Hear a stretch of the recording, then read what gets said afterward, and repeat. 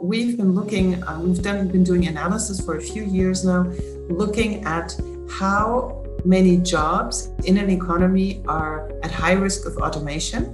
Who are the people who are holding those jobs? How well are they suited to adapt to the new skills that are needed? And what one can do to improve their skills, to upskill them? And are they men or are they women? Who are the people who take part in these qualification programs and so on?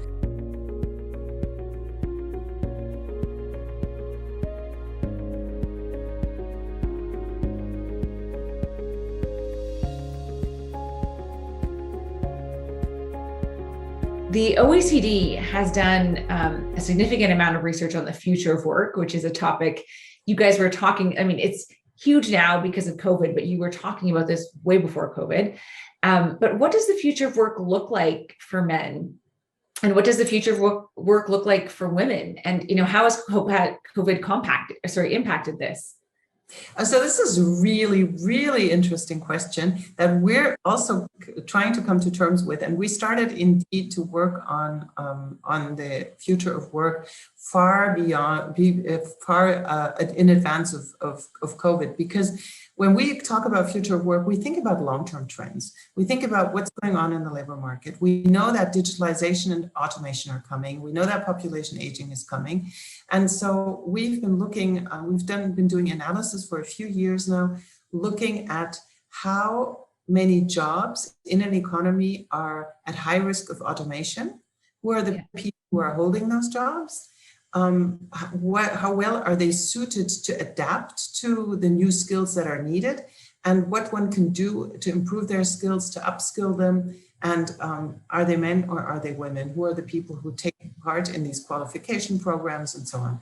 And when we first looked at, this is some time back, so we have to do this analysis again, but at the time when we looked at it, there was actually not such a huge difference in the absolute numbers of men and women whose jobs were at high risk of automation.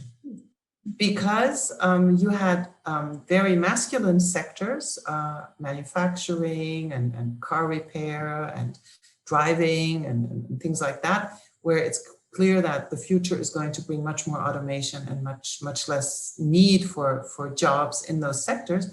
And at the same time, women were also at risk of automation, particularly in more administrative jobs, like bank tellers, accountants, assistants, all of these office services and so on, which now with COVID obviously have been accelerated in terms of online performance of these jobs, because we had no choice. Everybody had to go online. But then there's also lots of female jobs which are not going to be automated so quickly. For example, education and healthcare and long-term care. These are jobs which are very much held by women. And so women are not going to be as affected because in these sectors, there's lots and lots of women. So if you look at the absolute numbers, we thought that it was about equal.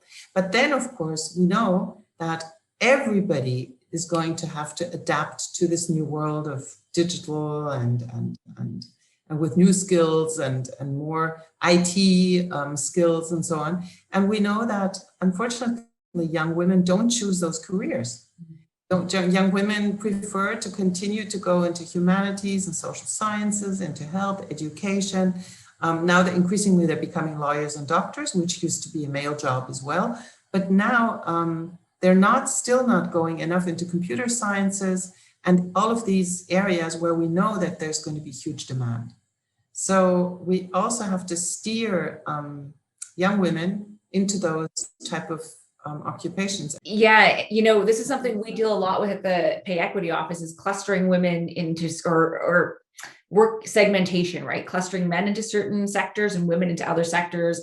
It widens the gender wage gap, it widens inequalities. And so that is a much larger structural issue. I know governments are looking at it, especially now, because we are finding work shortages in Canada, at least in places like skilled trades and STEM. And so we're saying, wait, there's this whole untouched talent that hasn't even entered into this. So we're having those conversations provincially and nationally in Canada on how do we how do we present those opportunities to young women? And the challenge is, I think you've alluded to this, if you don't see it modeled, you don't behave that way. So if you only see women going into care or clerical or cashier roles or service driven, that's the model you follow. So it's sort of breaking ground to get the mentors and the models in so we can shift longer term, which is a huge piece. But thankfully, research and policy directions and comments from your